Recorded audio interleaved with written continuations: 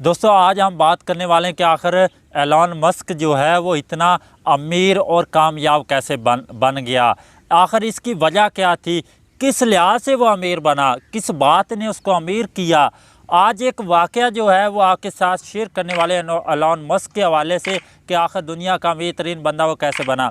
एक लड़की थी जो उसकी कंपनी में काम करती थी। उस लड़की ने उस कंपनी से रिज़ाइन देना चाहा। वो रिज़ाइन लिख कर अपना एलॉन मस्क के पास गई, उसे कहा कि इसको कबूल करो। एलॉन मस्क ने फ़िलहाल उसका रिज़ाइन कबूल नहीं किया, बल्कि एक चाल चली।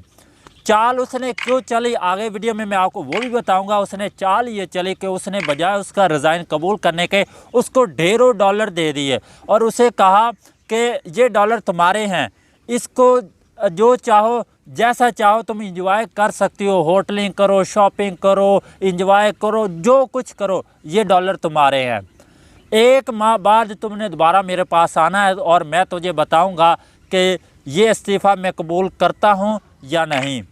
अब वो लड़की गई, लाखों डॉलर लेकर इंजॉय किया, खूब किया और 1 माह बाद वापस आ गई।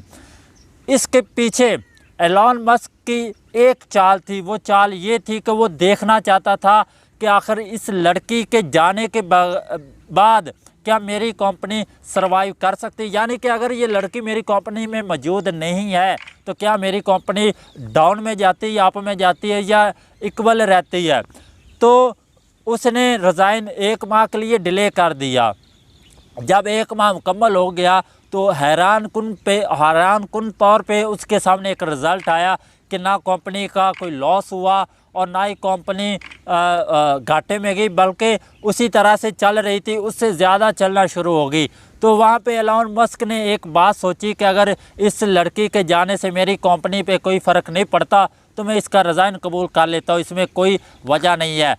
दोस्तों इसके अंदर की जो कहानी है जो मैं आपको बताना चाहता हूँ, इस कहानी को, इस स्टोरी को आपके साथ शेयर करने का ये मकसद है कि अगर आपने किसी जगह पे काम किया है और कर रहे हो, उस कंपनी को फ़ायदा है, और अगर आप उस कंपनी में नहीं रहते, आप किसी और जगह पे चले जाते हैं और कंपनी का नुकसान नहीं होता बल्कि कंपनी सही चल रही है, तो इसका मतलब यही है कि आपने अपनी वैल्यू नहीं बनाई, आपने अपने आप को अट्रैक्टफुल नहीं बनाया। अगर आपने अपनी वैल्यू और अपने आप को अट्रैक्टफुल बनाया होता तो वो कंपनी, वो फैक्ट्री ज़रूर लॉस में जाती। एलॉन मस्क के ज़हन में यही था कि अगर मेरी कंपनी लॉस में गई, घाटे में गई इसकी गैर मौजूदगी में, तो मैं इसको डबल रकम भी देकर अपने पास काम पे रख लूँगा। लेकिन जब उसने देखा कि मेरी कंपनी लॉस में नहीं गई तो उसने उसका रिज़ाइन कबूल कर लिया। वजह क्या थी?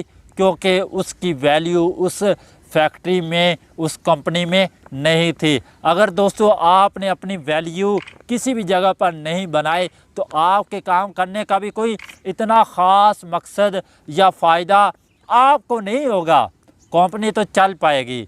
इसीलिए सबसे पहले अपने आप को वैल्यूएबल और अट्रैक्टफुल बनाएं ताकि आपकी गैर मौजूदगी में हर जगह पर फ़र्क पड़े।